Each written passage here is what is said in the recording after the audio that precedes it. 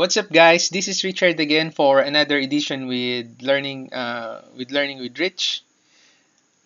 Okay, so in this lesson, I'm going to teach you how to create structural wall types.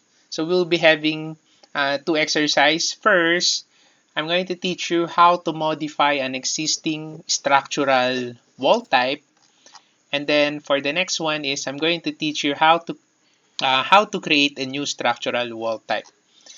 Okay, so for Revit starters, just like you, so this is one thing that you need to know.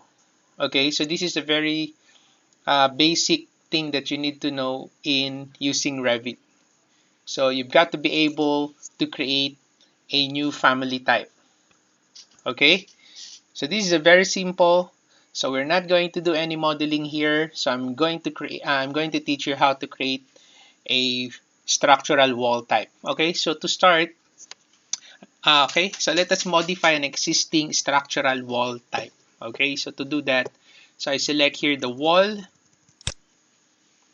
Okay, and then as you can see, by default, exterior 300 concrete is selected. So I'm going to modify this to create a new structural wall type. So let's say I want to create 350 exteriors. As you can see, I don't have here. So I'm going to modify this. I'm going to duplicate. Okay, so duplicate, and then I'm gonna call this 350. So modify, and we will be creating a new type of exterior structural wall. So 350. So let's say that is the type of the wall that I want to create based on this existing wall type. So okay. Now for me to be able to change this width to 350, I'm going to select here edit. Okay, and then I'm gonna change here the thickness. Okay, so let's say 350. And let's say, for example, I want to change also the material, or I mean the settings of my wall, the surface, and then the cut pattern of my wall. So for you to do that, you just need to click this portion, and then as you can see, there's an ellipsis button. So you just need to click the ellipsis button, and then it will open up the material browser dialog box. Okay, so what I'm going to do is I'm going to make sure that the surface pattern here is selected, is set to concrete. Okay, so if it is not, so you just need to select this image, and then you can change the material, all right, or the fill pattern.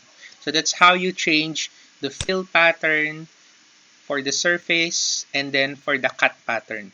Okay, so you just need to click this image here, and then you can also change the color if you want.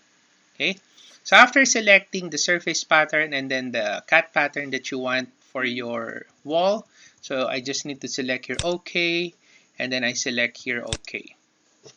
Okay, and then I select here OK. So as you can see, I just created a new structural wall type from an existing structural wall. So like what I've said, this is not a difficult exercise, but that is the basic way for you to create a family type. Okay, so for the next part is I'm going to teach you how to create a new structural wall type.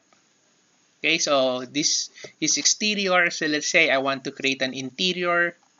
So what I'm going to do, so I'm going to open up again the type properties. So I select the type properties. Okay, and then I'm going to copy an existing wall. I'm going to duplicate this. So let's say I'm going to call this interior. Okay, so interior. Let's say I'm going to make this 190 mm CMU. Okay, so because I don't have interior, so I'm going to create an interior wall. This is a new structural wall type. So I'm going to select here OK. Okay, and then since I want 190, so I'm going to select edit again. and then I'm going to enter the thickness here, 190. And then for the material here, again, I'm going to select the ellipsis button. And since I call this CMU, okay, so I'm going to change the type. So from here, I'm going to type concrete CMU. Okay, what about masonry? Okay, so masonry CMU. Okay, this one. Okay, so concrete masonry units. So this is the type of the wall that I want. So I'm going to change the material to this one. So I select this. Okay, and then after that, I'm now going to select here. Okay, again, if you want to change the surface pattern, you want to change the cut pattern, you can just go ahead and change it. Okay, so after you change it, I just select here OK. Okay, and then from the Edit Assembly dialog box, I'm going to select OK again. Okay, and then since the type here that I want is interior, so I'm going to change also the function. So I'm going to change that to interior. Okay, right, so interior. Okay, and then for the coarse scale fill pattern, again, if you want to change this, you can just go ahead and click the ellipsis button here for you to be able to see other patterns here. Okay, all right, okay, and then I'll just select here OK. Okay, and then I select here modify. So if I'm going to select again the wall here, you will now notice that you now have you just added two types of wall here.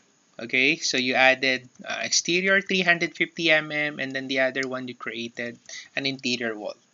So there you have it. So hopefully you learned something from this video. If you have any comments, you have any suggestions or questions, you can just go ahead, put it on the comment section below, and I will get back to you as soon as I can.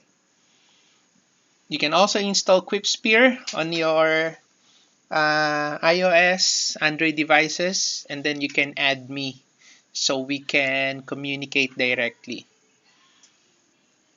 You can check the description of this video for the guideline on how to use the QuipSpear.